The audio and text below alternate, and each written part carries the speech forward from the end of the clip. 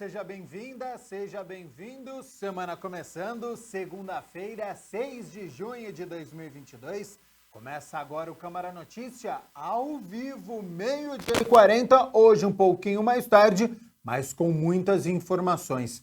E eu estou aguardando a sua participação, hein? Envie a sua mensagem para o número do nosso WhatsApp, que já está aqui embaixo da sua tela. 19 é o nosso DDD, 978293776. Lembrando sempre, número do WhatsApp apareceu aí na sua tela? Um pouco antes tem o QR Code, olha só, estou apontando aqui para ele. Está com o seu celular aí perto? Pegue, abre a câmera como se fosse tirar uma foto e aponte para este QR Code, porque aí já vai aparecer na tela do seu celular uma mensagem, o WhatsApp da TV Câmara Campinas.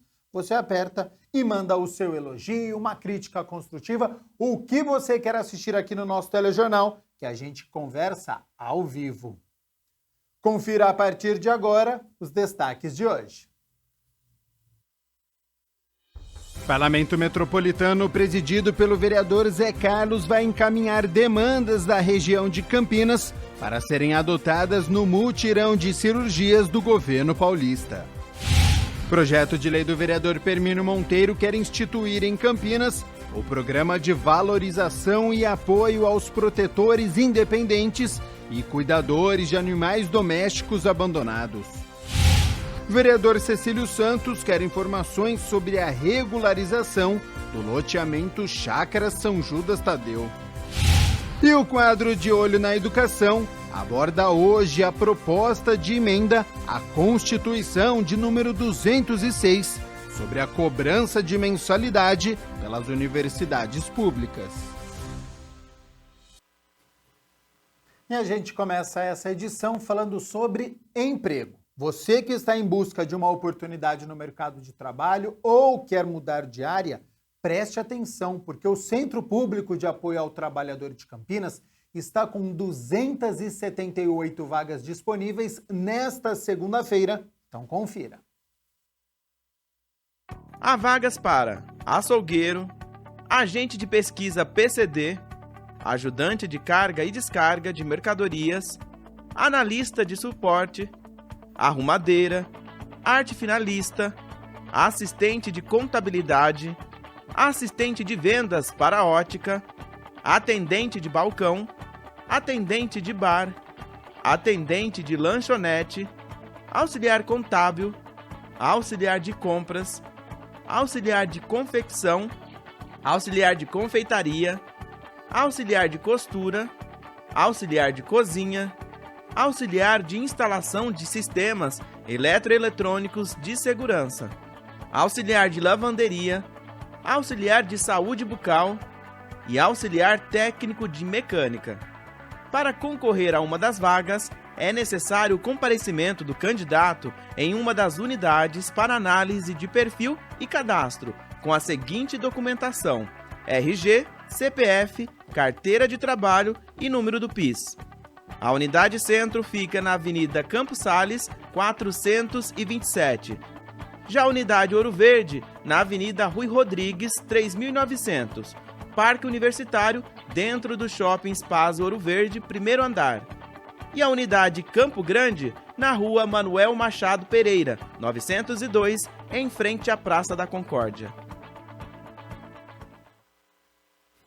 Lembrando que o atendimento presencial do CEPAT é realizado mediante agendamento prévio através do Portal do Cidadão. Então anote aí, cidadão, sem o tio, .campinas.sp.gov.br. O site está aqui embaixo da sua tela, cidadão.campinas.sp.gov.br. E lembrando que no site do CEPAT você tem detalhes de todas as vagas, o salário de cada uma delas, o bairro onde fica a empresa, então não perca essas oportunidades, mais de 200 nesta segunda-feira.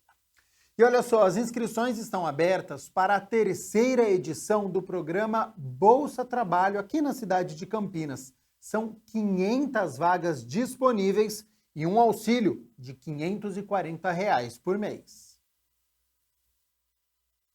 A Adeiles participou da primeira edição do Bolsa Trabalho. Começou no programa em setembro de 2021 e passou a trabalhar no CEPAT. Antes mesmo de encerrar o programa no final de fevereiro, a empresa de vigilância a contratou. Hoje, ela trabalha como recepcionista no Conselho Tutelar. Eu não sabia que existia esse Bolsa Trabalho, fiquei sabendo através de uma amiga que sabia que eu estava sem trabalhar e que eu estava enviando currículos. Aí ela perguntou para mim se não seria uma boa eu participar, porque lá eu já ia ganhar experiência, porque eu tenho um ensino superior, faço curso direto, mas eu não tenho experiência na área. Então, aí eu achei interessante. Aí me inscrevi, fiz a inscrição e fui chamada. E hoje você conseguiu um emprego graças ao Bolsa Trabalho? Isso. Eu trabalhei, participei lá no CEPAT. E lá eu consegui passar pela entrevista e através da entrevista eu consegui esse emprego. Campinas terá 500 vagas na terceira edição do programa Bolsa Trabalho. A Bolsa Auxílio é de R$ 540 por 5 meses. E os selecionados vão realizar curso e trabalhos na prefeitura. O município teve aí uma ação muito positiva nas duas anteriores edições, com um número bom de adesões e com um resultado expressivo na execução das atividades por essas pessoas e, inclusive, na adesão à qualificação profissional ofertada online, né, em concomitância com a execução dessas atividades no município. Então, o município resolve abrir, né, com essa possibilidade que o Estado nos dá, mais vagas nessa terceira edição, acreditando que essa função do Estado, né, social, de oportunizar renda e principalmente minorar as vulnerabilidades sociais é fundamental por parte do município de Campinas. Bom, quem pode fazer as inscrições? Bom, são pessoas maiores de 18 anos que estejam desempregadas ou que nunca tenham tido um trabalho até então, que residam no estado de São Paulo há pelo menos 2 anos, né, e que acessem aí as inscrições dentro do site da bolsadopovo.sp.gov.br. Essas pessoas elas serão selecionadas pelo governo estadual e, a partir dessa seleção, elas serão encaminhadas à prefeitura, que fará a alocação dessas pessoas nas diversas secretarias municipais que atuam aí com a população em diversos serviços, possibilitando, como eu falei, tanto a renda através do pagamento de uma bolsa de R$ 540, como também exercitar novas habilidades numa qualificação profissional. Para fazer a inscrição nos telecentros é preciso levar os seguintes documentos: RG, CPF, carteira de trabalho e comprovante de endereço. 17 de junho é o último dia para fazer a inscrição no programa. Então é importante que as pessoas que se habilitem, que tenham aí esses requisitos e que estão, a gente sabe, no momento difícil que nós estamos passando, então ter uma bolsa nesse momento é fundamental, que essas pessoas não percam essa oportunidade, vão lá no site da Bolsa do Povo, se inscrevam e nós temos certeza que será uma experiência muito enriquecedora, tanto de grupo quanto na oportunidade de colaborar com a prefeitura atendendo a nossa população. Olha só, hein? Amanhã 24 bairros aqui da cidade de Campinas vão ficar sem água. A Sanasa vai realizar 3 serviços e por isso vai interromper o fornecimento de água. Primeiro, então, para os bairros, das 7 horas da manhã às 5 horas da tarde. Vamos lá, já estão aqui na minha tela. Então, olha só, das 7 da manhã às 5 da tarde, amanhã sem água. Guanabara, Jardim Chapadão, Arruamento McHard, Jardim Brasil, Arruamento Rossi e Borg, Jardim Nossa Senhora Auxiliadora, Parque Imperatriz, Jardim São Domingos Sávio, Vila Nova, Vila Del, Chácara João Herman, Taquaral, Jardim Dom Bosco. Agora para os bairros das 8 horas da manhã às 5 horas da tarde, que vão ficar sem água amanhã. São Domingos, Vila Palmeiras, Jardim Marisa 1, Jardim São Fernando, Jardim Baronesa, Núcleo Residencial Paranapanema e Jardim Paranapanema, Vila Lemos, Parque Nova Campinas, Jardim Guarani e o Vila Paraíso. Então, moradores destes bairros, façam a reserva antecipada, portanto, no dia de hoje, para que não falte água amanhã. Em caso de dúvidas, você pode entrar em contato com a Sanasa pelos telefones 0800 7721 195. Eu vou repetir, 0800 7721 195 ou um outro telefone, se você quiser anotar aí, 3735 5000, 3735 5000. Olha só, o Parlamento Metropolitano de Campinas, que é presidido pelo vereador Zé Carlos, realizou na sexta-feira a 12ª reunião.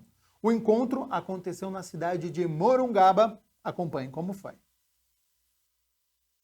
A Câmara Municipal de Morungaba foi o local da 12ª reunião do Parlamento Metropolitano de Campinas, presidido pelo vereador Zé Carlos. Como é de costume, o parlamentar se reuniu com presidentes das câmaras municipais de várias cidades da região e acolheu diversas demandas. Acompanhando as últimas reuniões, uma das principais foi para a área da saúde.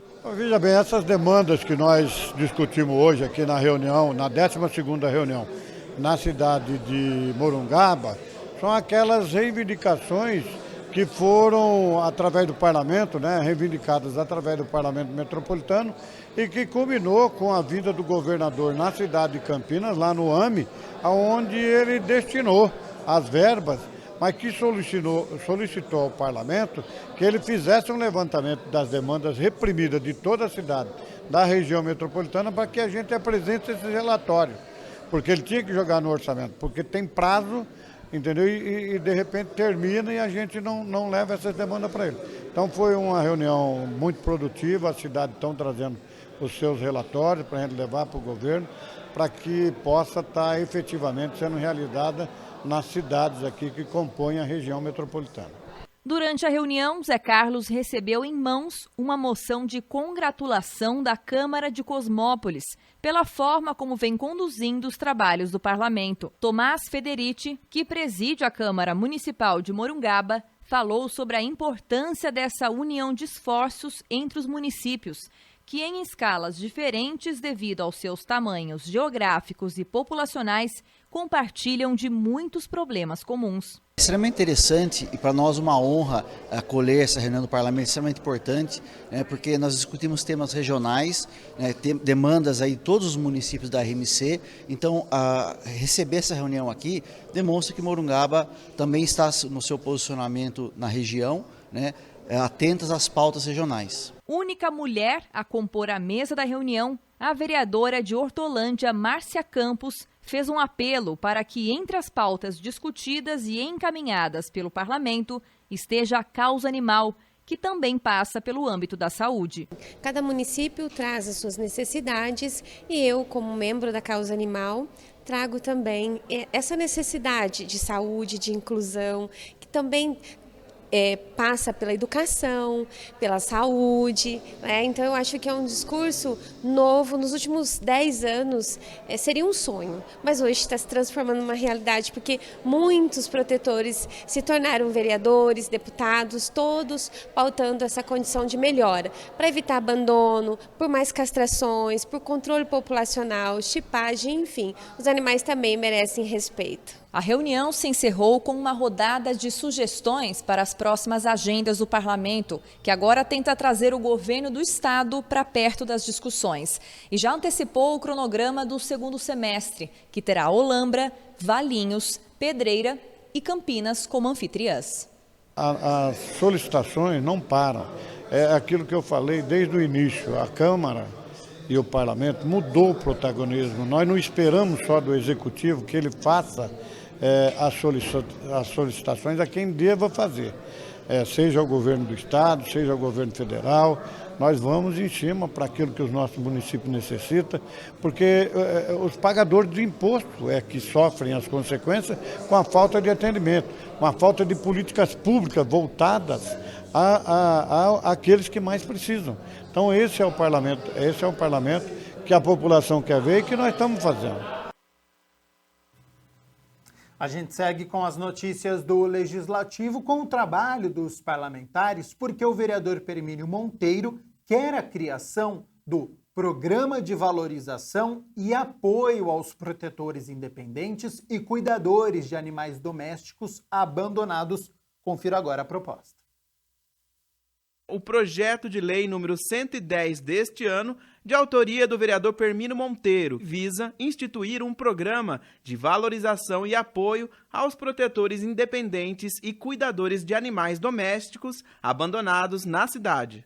Eu estive visitando várias protetoras independentes e achei que é necessário, e nós temos como legislador essa obrigação de fazer um projeto que tenha um programa que possam proteger eles. Porque, infelizmente, hoje, só as ONGs têm algum tipo de apoio. Segundo a justificativa do projeto, resgatar animais das ruas, além de um ato de compaixão, vai ajudar no controle de zoonose. Uma contribuição da sociedade civil que vai fazer toda a diferença.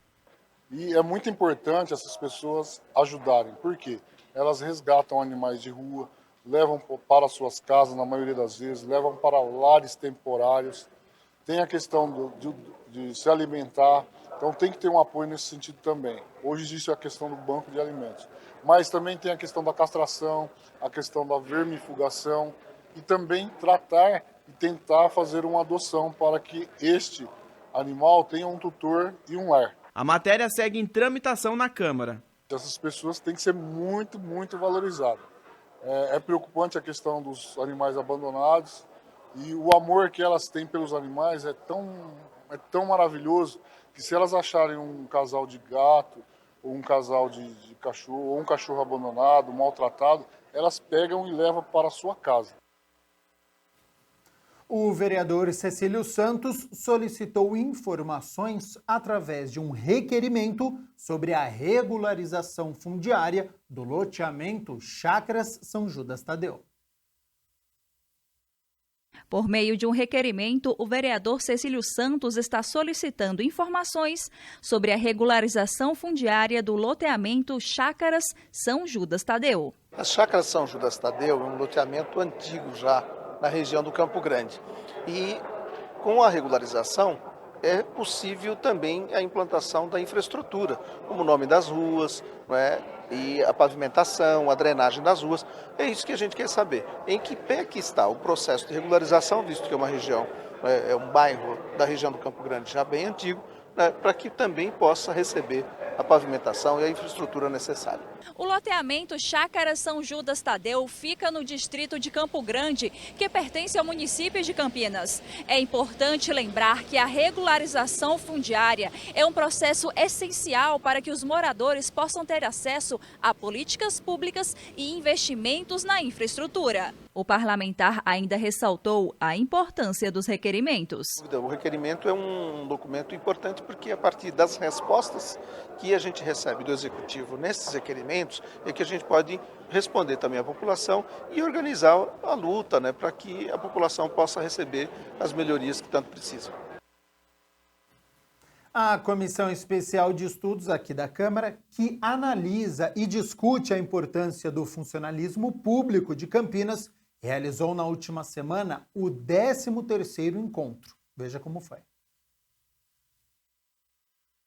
A Comissão Especial de Estudos da Câmara, que analisa e discute a importância do funcionalismo público de Campinas, trouxe como tema na 13ª reunião a valorização do funcionalismo público municipal. A vereadora Guida Calisto, presidente do grupo, mediou o debate. Foi um encontro muito importante, né? Porque aqui nós tivemos aqui os trabalhadores da prefeitura que relataram aqui a situação, a luta que eles fazem, inclusive para ter condições de atender a população com dignidade, com qualidade, mas também a gente teve uma aula aqui sobre finanças públicas, que ficou comprovado a partir de documentos que a própria prefeitura divulga, né, no seu portal Transparência, que não temos problema orçamentário. Estiveram presentes na reunião a economista Fernanda Serralha, as professoras Andréa Centurião e Adriana Macedo e a agente administrativa Rizomar Matos. A vereadora falou dos problemas da falta de valorização dos servidores municipais. Bom, a questão aqui muito denunciada é o avanço da terceirização. Então, ou seja, não tem concurso público, tem uma deliberação desse governo de terceirizar, ao mesmo tempo que com a terceirização não está respondendo um atendimento de qualidade, haja visto o que está acontecendo nas nossas UPAs, estão terceirizando todas as UPAs, mas ao mesmo tempo ainda falta médico, ainda a população fica horas esperando, ou seja, a terceirização não é a saída, a terceirização precariza salário, diminui, né, os direitos, retira direitos, e quem lucra é o patrão, são os empresários os donos dessas empresas, que a gente quer que os trabalhadores sejam valorizados. A parlamentar adiantou os próximos passos da CE. E aí a gente pensa em breve já ir concluindo, né? Porque logo mês que vem a gente vai entrar em recesso, então a gente já vai estar finalizando aí e talvez umas 2 reuniões aí a gente faz a aprovação do relatório final e que a gente quer fazer alguns encaminhamentos com isso, né? Nem que seja entregar para o prefeito, né, entregar para os órgãos de fiscalização aqui da cidade, porque a gente quer um serviço público valorizado e digno dessa população de Campinas.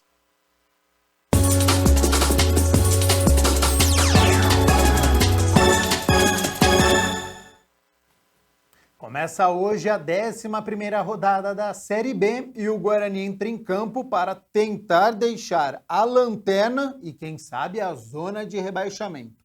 O confronto é contra o Operário às 8 horas da noite, aqui em Campinas, no estádio Brinco de Ouro. O Bugre, que não vence há 6 rodadas, o técnico Marcelo Chamusca vai para o 3º jogo neste retorno e para hoje à noite não pode contar com o volante Madison, suspenso pelo 3º cartão amarelo. Por outro lado, Eduardo Persson, meio-campista, e o atacante Júlio César foram liberados pelo departamento médico e ficam à disposição do treinador. O Operário do técnico Claudinei Oliveira é o 7º colocado com 12 pontos. Se o Bugre vencer, olha como é que está a tabela de classificação da Série B, hein? Se o Bugre vencer hoje, empata em número de pontos com o adversário. Então o Guarani, na última colocação, se vencer, atinge a mesma pontuação do 7º colocado, mas o Guarani fica atrás ainda com 1 vitória a menos. O Operário tem 3, o Guarani tem apenas 1 vitória, mas já deixa as últimas posições. E claro que amanhã a gente conta a história desta partida entre Guarani e Operário. Olha só, a proposta de emenda à Constituição, a PEC de número 206, é o assunto de agora. Nós vamos abordar com um pesquisador as questões sobre universidade pública paga. E você acompanha a partir de agora no nosso quadro De Olho na Educação.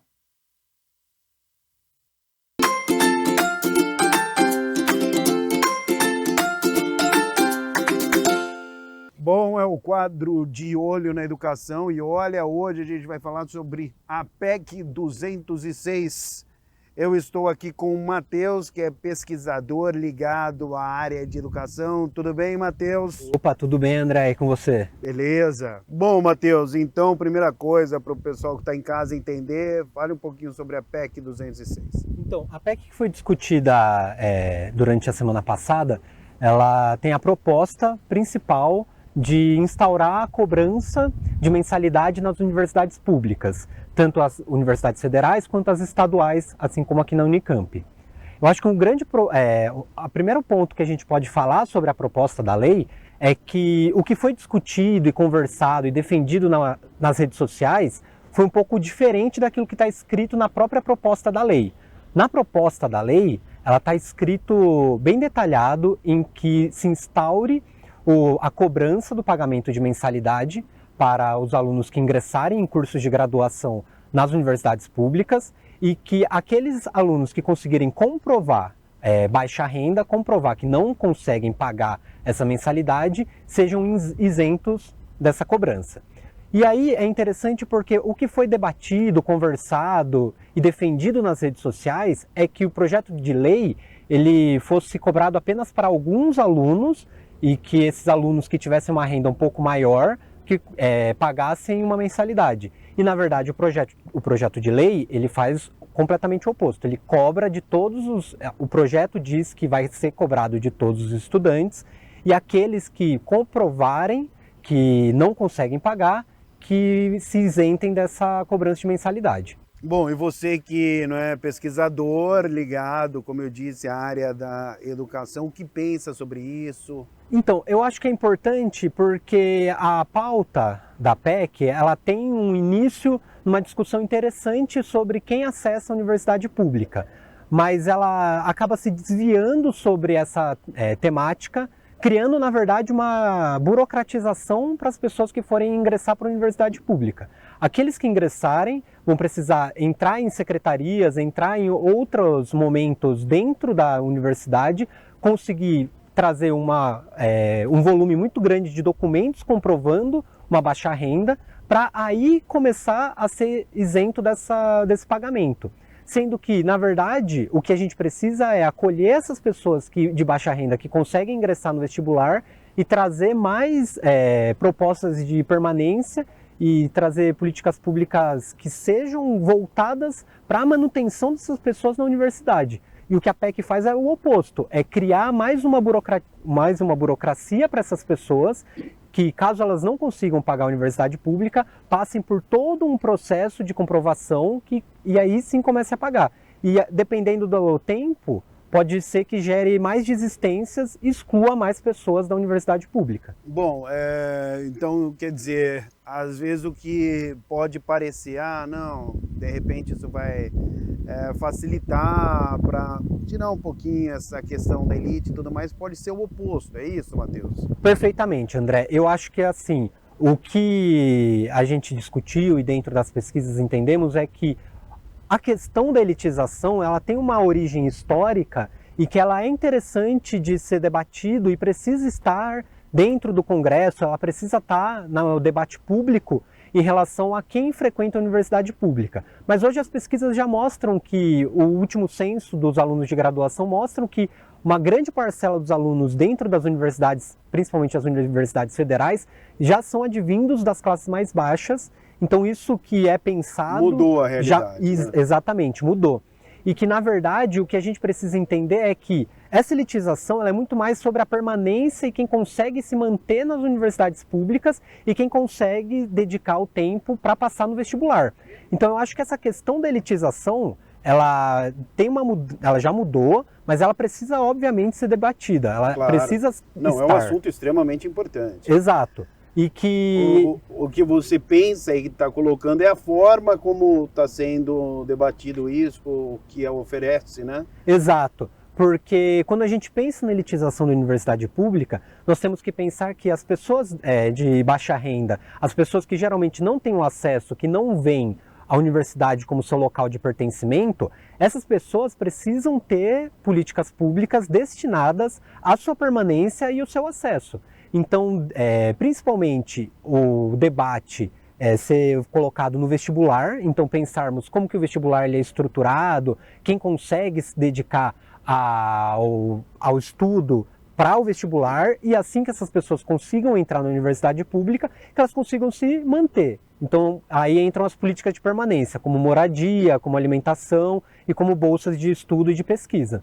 Bom, você acha que isso de certa maneira também poderia inibir, às vezes, uma pessoa de baixa renda a tentar entrar, a gente está aqui na Unicamp, né? Na Unicamp, por exemplo, por questões burocráticas, essa questão que você falou de apresentar inúmeros documentos, de repente poderia inibir a pessoa de...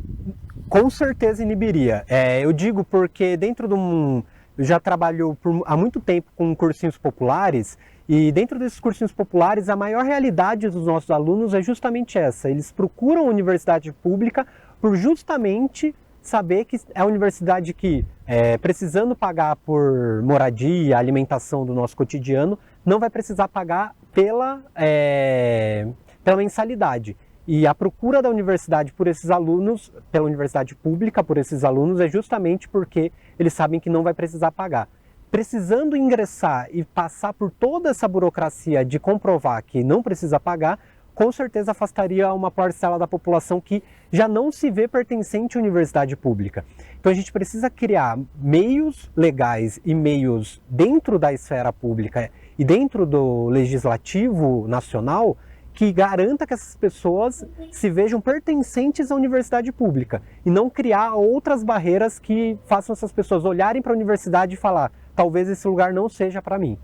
Qual seria, na sua opinião, Matheus, você que é um estudioso, um pesquisador desse assunto, para tentar, de repente, resolver essa questão? Eu acho que o principal ponto para iniciar essa conversa é o acesso à universidade pública.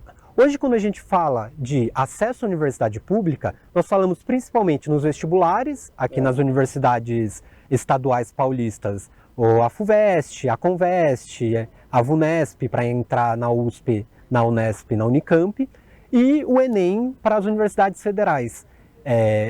Criar esse tipo de prova dos vestibulares, o vestibular, quando um aluno olha para o vestibular, ele vê uma barreira, porque ele entende que precisa dedicar um tempo, precisa dedicar um momento da vida para o estudo dessa prova. Então, ter a possibilidade desse estudo é garantido para uma população. Então, existe uma parcela da população que consegue, existe uma parcela dos alunos que consegue se dedicar e consegue desprender um dinheiro familiar para um pagamento de um cursinho pré-vestibular, por exemplo.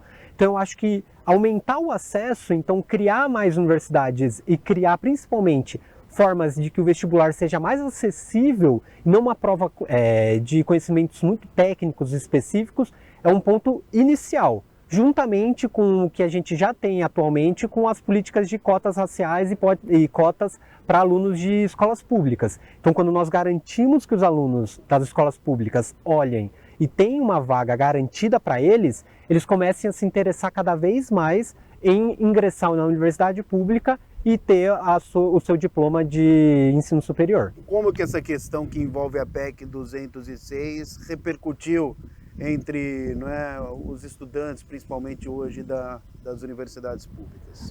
Ela repercutiu de uma maneira muito ambígua, né? Eu acho que, principalmente, os universitários, eles olharam e se sentiram ofendidos, se sentiram atacados, melhor dizendo. Os universitários se sentiram atacados porque é uma forma de tirar uma garantia de um direito público da educação superior e colocar uma barreira financeira. Então, a maior parcela dos universitários sentiu como um afastamento e como essa tentativa de criar uma elitização de fato para a universidade e fazer com que a universidade seja garantida apenas para aqueles que possam pagar.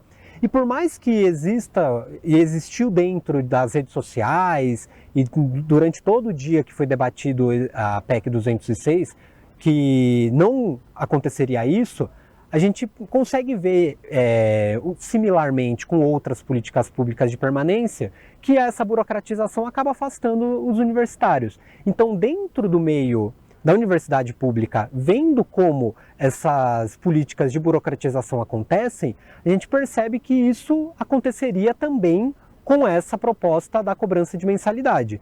Então, dentro do meio universitário, foi percebido muito claramente que seria uma forma de afastar uma parcela da população que iria olhar para o vestibular, olhar para a mensalidade, olhar para um deslocamento, por exemplo, até uma cidade universitária, ver todos esses fatores e falar: isso não é para mim.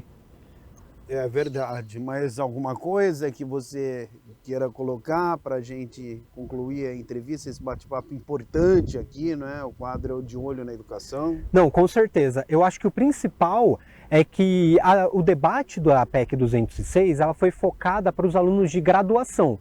Então, quem ingressa para fazer um curso de ensino superior.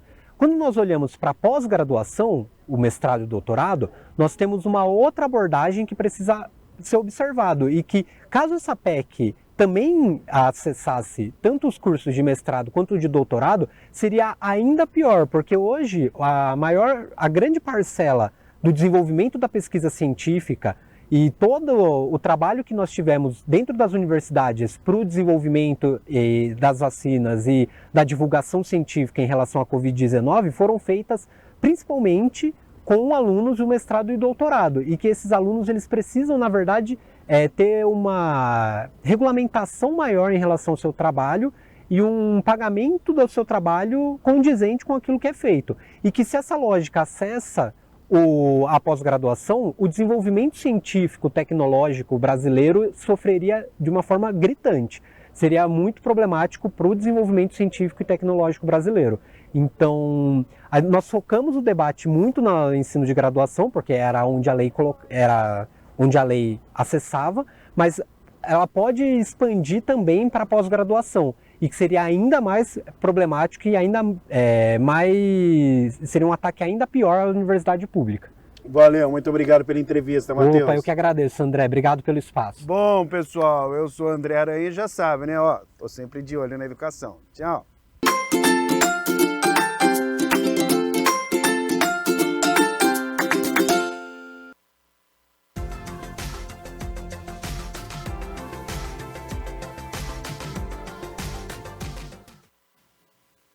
Depois de um fim de semana estável, né, com o sol aparecendo entre nuvens, hoje permanece essa condição e amanhã, terça-feira, segue essa tendência, viu? Com o sol aparecendo entre nuvens e sem previsão de chuva por enquanto. Vamos às temperaturas? Olha só, elas já estão aqui na minha tela, então amanhã, terça-feira, 7 de junho, mínima de 16 graus, pela manhã, com aquele ventinho, sensação térmica um pouco menor. Ao longo do dia, essa temperatura sobe, podendo chegar aos 27 graus aqui na cidade de Campinas. Olha só, o Câmara Notícia fica por aqui, mas eu tenho convites para você, hein? Daqui a pouco, às 2 horas da tarde, tem a segunda reunião extraordinária da Comissão Permanente de Economia e Defesa dos Direitos do Consumidor. Às 3h30 da tarde tem a primeira reunião da Comissão Parlamentar de Inquérito com a finalidade de investigar as ações violentas de grupos neonazistas e fascistas em Campinas. Às 4h30 da tarde, primeira reunião extraordinária da Comissão Permanente de Defesa dos Direitos da Criança, do Adolescente e da Juventude. E às 6 horas da tarde, hoje é segunda-feira, tem a 7ª reunião ordinária. Entre os projetos da pauta do dia está segunda votação da proposta do vereador Rodrigo da Farmadic, que concede isenção da taxa de estadia no pátio da INDEC para aquele veículo apreendido por infração de trânsito aos finais de semana e feriados prolongados. Também vai ser analisado o projeto do vereador Luiz Cirilo, que obriga a prefeitura a divulgar no site informações sobre os valores que recebe do governo estadual a título de repartição do recolhimento do IPVA, o Imposto sobre a Propriedade de Veículos Automotores. A pauta completa você confere também no site do Legislativo, campinas.sp.leg.br. Muito obrigado pela sua companhia, pela sua audiência. Você viu aí, então, todas essas reuniões com transmissão ao vivo da TV Câmara Campinas.